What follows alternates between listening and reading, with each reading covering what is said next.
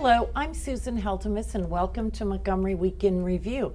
With the new county executive and at least 4 new county council members after the November election, change will be coming to Montgomery County government. Jim Montgomery, a trustee of the Friends of the Library, will explain why public libraries in the county are preparing for change. Adventist Healthcare Lifework Strategies provides value support to businesses and organizations wanting holistic well-being programming. Jessica Fuchs, a well-being strategist for Adventist Healthcare, will lead us how these programs work. And the Montgomery County Muslim Foundation has donated more than 10,000 pounds of food to Man of Food as just one of its many charitable acts throughout the year, and especially during Ramadan, which ends tonight. Tufail Ahmad from the foundation has the story. And people who are getting older often worry when they can't remember a name or date. But what does it really mean? Henry Hailstock, who contributes regularly to this program, will discuss these occurrences. So Jim, early voting has started. The primary is on June 26th. You've got a lot of things on your plate. Tell us about the Friends of the Library and what this election could mean. Well, the Friends of the Library, in shorthand, is sort of the PTA for the library system. We support them with advocacy. We raise money for the libraries, and we and the rest of the library-loving community are indeed going to face some change in the next 12 months. We're going to have a new county executive after 12 years. We're going to have a new county council. We've been working with the same one for the last 4 years. And most importantly, in terms of change, we're going to have a new county library director. Parker Hamilton retired in July. Mr. Leggett decided to leave the choice of the successor to his successor. And so we will be facing, this will be one of the first things the new county executive faces. And so we've seen a regime change, as it were, on the political level, and we're going to see this change on the administrative level. And I think the other change everybody's going to have to grapple with, not just library lovers, but everybody who's interested in the level of services and that Montgomery County provides, we're going to have to grapple with the effects of the new tax bill. We don't know what that's going to be, but we know it's not going to be helpful because people will be getting less back from their deductions of state and local taxes, and that's going to change people's views dramatically about the whole cost of government and what to buy and what the tax levels should be. So yes, we're facing serious change to this institution that is enormously important to everybody in Montgomery County. I saw a figure that almost 75% of the residents of Montgomery, of the people who live in Montgomery County, have a library card. That's enormous, because that includes people, little kids, who don't read. And well, how personally, let me ask you, how do you feel it's going to really change your some of the public's view as far as the library services itself? Well, I think the people expect the libraries to provide their, they're going to continue to expect the libraries to be the institution that gives them access to the world's literature and gives them access to very practical things that help them live better lives, help with employment, help with literacy. You can get a high school diploma through the library now. Go onto your library website, Google Montgomery County Public Libraries, and you'll see the things that are available. Us old folks can go and get tutored by teenagers on how to work our cell phones and computers. And people are going to expect this to continue because people depend on it. I would encourage people to go into one of their local libraries. They're throughout the county. They're so accessible. And I don't even think, the website has so much good information, but you really get a sense of what the library does for the community by going in and seeing what's happening. I mean, I never fully appreciated libraries until I had my daughters, and taking them in and seeing Yeah. the programming that is so valuable and at no cost. Yeah. You know, what kind of a resource that is in the community. So go in, just walk around and check out a calendar of events and Yeah. see what a robust program And- That is and- an library excellent point. And people are always interested in more libraries and the length of hours that they're open. I mean, that is fighting words there. And so, and then also we have new legislators being elected, perhaps a new governor. So all around, funding is going to be critical. Yes, yes. No, the hours is a constant issue. People want their libraries as open as possible. People who work during the week need it open on the weekends. They need consistent hours so they know when they show up the door's not going to be shut, because this is a special day when we shut the doors before we do the other doors. And so it's back to your question, people are going to expect the libraries to Well, continue. you know, I look at it from this standpoint. The libraries of old were strictly, as you say, going in, getting information, references, reports, and things like that. But today's library is a community center. I mean, it does more than just have the books there. They have open spaces for you to be able to meet. They have programs for bilinguals. They have people who want to learn other things other than basic, reading of information. They want to understand things such as, what should I be able to do in life other than what I'm doing now? Absolutely. in the And job. all you need is a library card. Yeah, that's You know, it. all you need is a library card. And if you forget your library card, they'll help you out. Your Right. driver's Because I forget all the license. time. Well, there's a very good story to your point. When the Flower Garden apartments caught fire Right, and rendered so many people homeless, the Long Branch Library right next door opened its doors and made the place available as a community center for these people to organize, to find access. And I was very moved last year during the budget hearings in the county council. One of the ladies from Flower Garden came and voluntarily delivered a 3-minute testimonial to the library system. And I think that once elections are over, you're going to have your hands filled working with the new elected officials and getting them on board so they know all of your interests. So now we're going to talk about Adventist Health System. It's a nationwide system.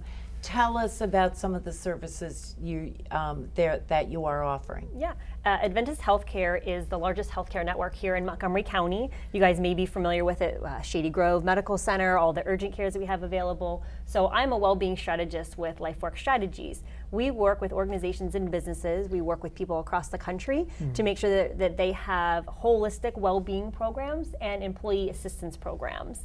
I think it's really important that people understand what an employee assistance program or an EAP is and how to use it. The more I learn about it, I have a mental health background. It is really a valuable resource to people to use through their employer. So I really want to make sure that people understand how to access it. So I really want to make sure that people leave here today or leave this conversation and go back to their employers, talk with their human resources, or if they happen to have a wellness manager, a benefits coordinator, ask them, do we have an EAP, how to access it? A lot of people, if they are familiar with an employee assistance program, may think of counseling services. They may think of using it during, maybe if there was a death in the family, for grief counseling.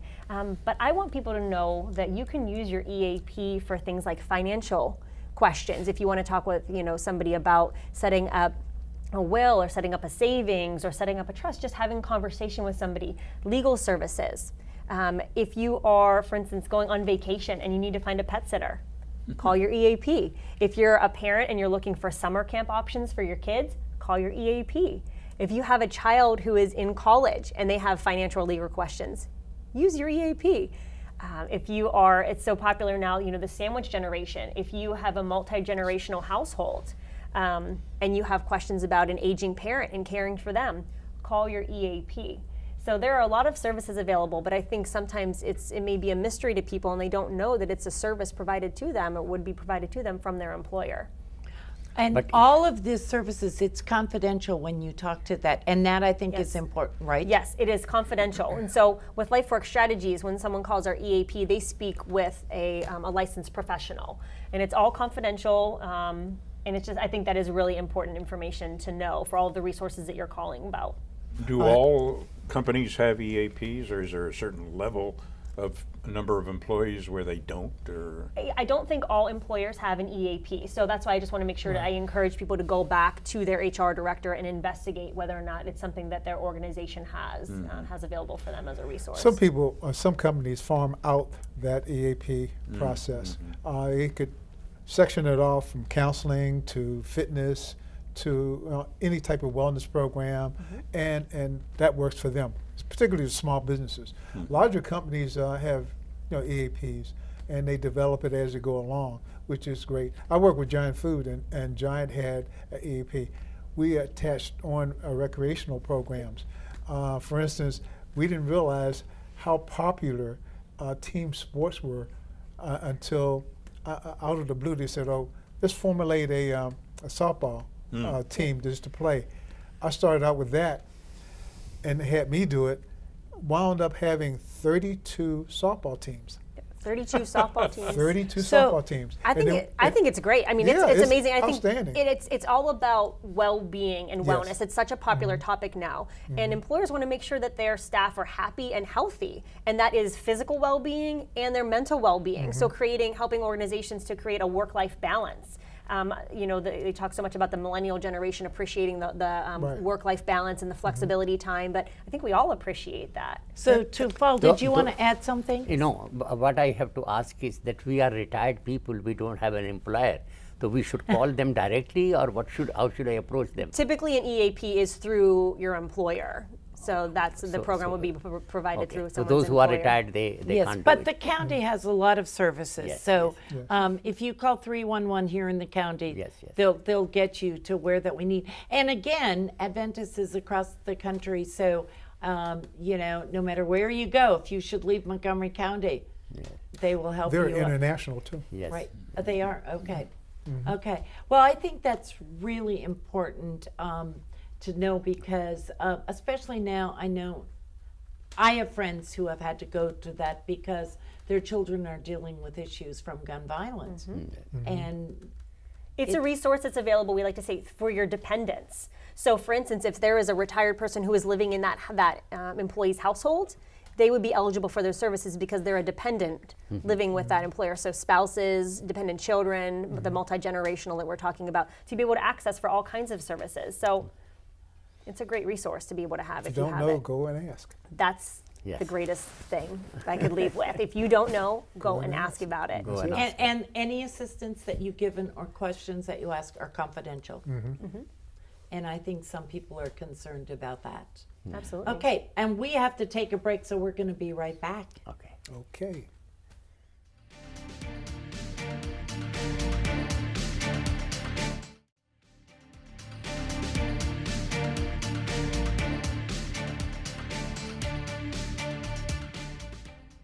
Tufail, Ramadan is ending tonight. It's been a long time coming.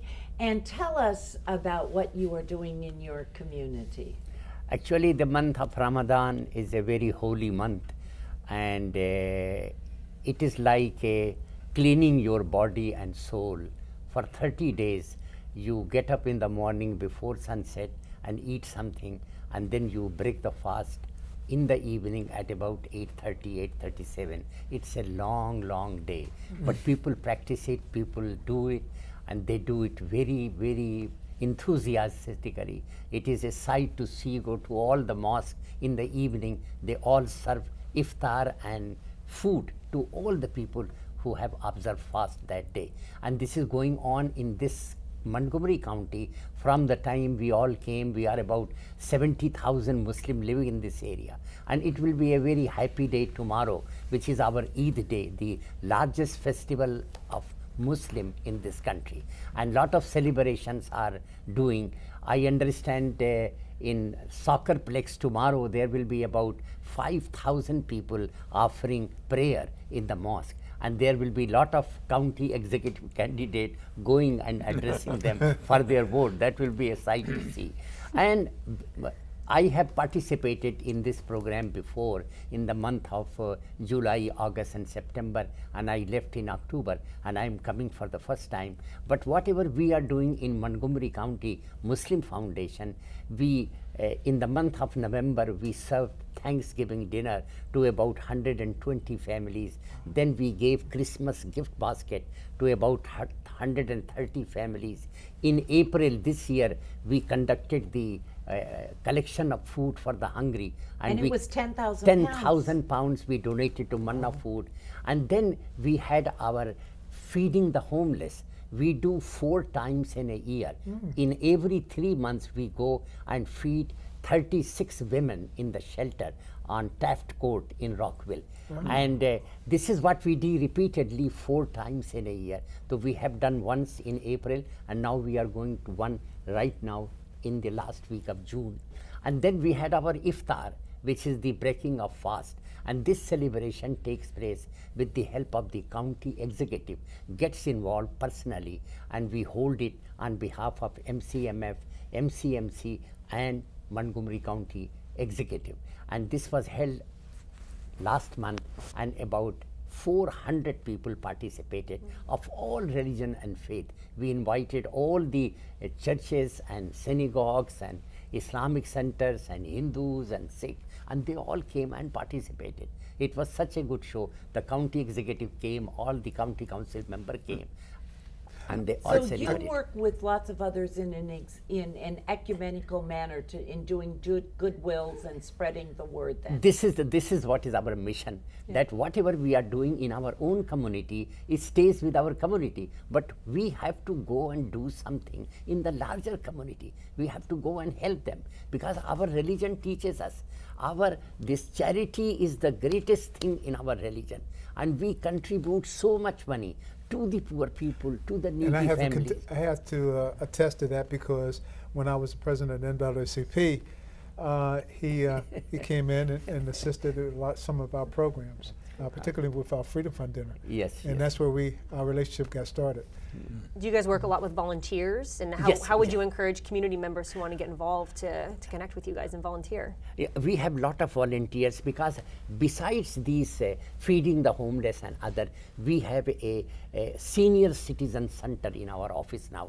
About 40 people come. Where And is that located? it is located on 811 Russell Avenue in Gettysburg, Okay. just in front of the mall. It is located there. We have about 4,000 space, and we run a program for our senior citizen. About 40 people come, and we have a exercise program for them. A lady comes and gives them exercise, and then we have a get together, and we invite people like Hailstock to come and lectures to them about memory loss, about other well-being, about other matters, and they all enjoy it. And then we serve them with some snacks. And then simultaneously, we have a youth program also. And about 40 students come and help us in all our efforts, because we have a food pantry also. And we serve food to the poor people. And about 40 families come and pick up food from our center every month. And all our youth come and assist us in delivering the food. Your That's amazing. enthusiasm is so impressive, and I'm sure that your celebration tomorrow is going to Will take place. Thank you Yes, very much. yes, and I know you're going to continue to work throughout the year. So Henry, Yes, you're going to talk about memory. I am. Oh, yeah. Yes, I am. I'm going to talk about memory, because I guess as we get older, we get more and more concerned. We really have a thing about trying to remember stuff, and then when you don't, you basically freak out, really.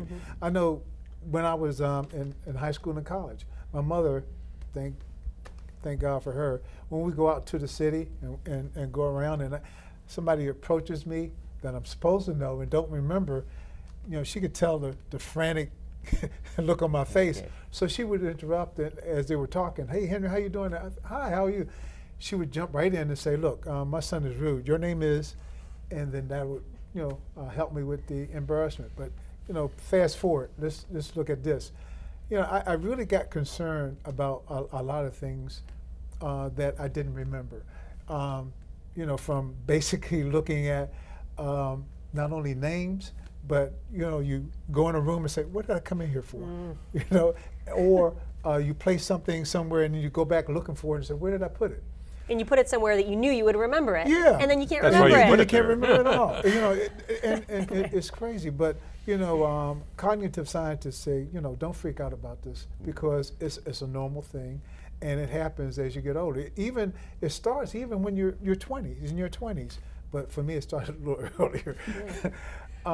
It's a concern that is there. It's always going to be there. But as you get older, things happen and occur occasionally, and don't freak out about it because not only age is a possibility, but you lose some gray matter. But let's look at it from this standpoint. When you see your visual eyes, when you see something, it goes into your brain, and basically it formulates a thought, okay? And that thought is basically saying, okay, I'm in the section now that I'm supposed to recognize faces. Then it moves on into the section that says, all right, where do I know this person from? Is it from school, work, sports, etc.? Context. Yes. It's like a card catalog Yeah. in your brain. It's flipping through it. Then it goes around and moves right into the section where it says, okay, now it bounces around and say, okay, you see the face, you got the context where you remember. Now it goes into the section that's supposed to sound out the name, okay? Now that's supposed to move into your mouth. There lies the problem right there. But the biggest aspect of it, all this takes place in milliseconds. Yeah. Okay, and you're supposed to try to do it. But the biggest miracle of this whole thing is not that you're trying to remember, it's that all this stuff's supposed to work, all right? And it's supposed to be easy for you. And that's the problem. And I think a lot of people associate with memory loss with like aging and things like that. But in my world, considering the mental health, a lot of people with depression and anxiety, how that relates to memory loss and forgetfulness and concentration, how all that plays a part. And I know we talk about different tools and things like that people can use. What tools and that would you recommend to help with? Well, personally, individuals have different things or concepts. So individuals are different in every way. For me, I try to associate it with an event or a thing. The reason why I recognize this Susan, first thing I think about is that 21 this week, how we don't, we have problems with it.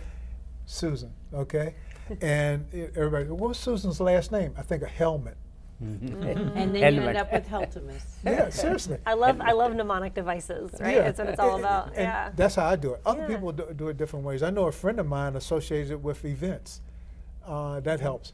And I don't know how one of my friends try to recognize it through colors. I have no idea about that, but people are different, and that's how they remember things. Yeah. But with the increased awareness of dementia-related problems, Right.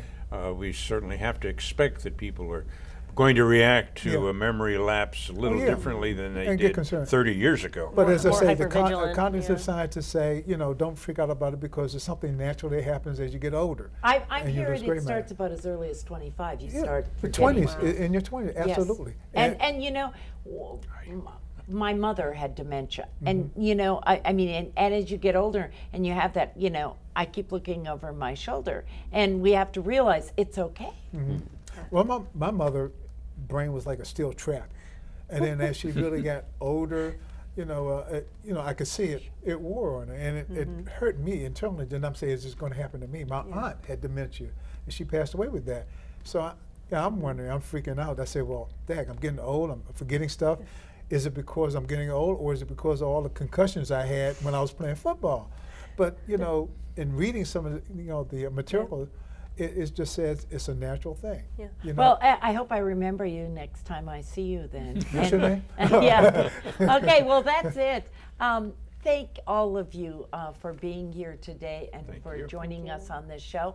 And thank all of you for listening to this week's edition of Montgomery Week in Review. I'm Susan Heltemes, and please join us next week at this same time. Thank you.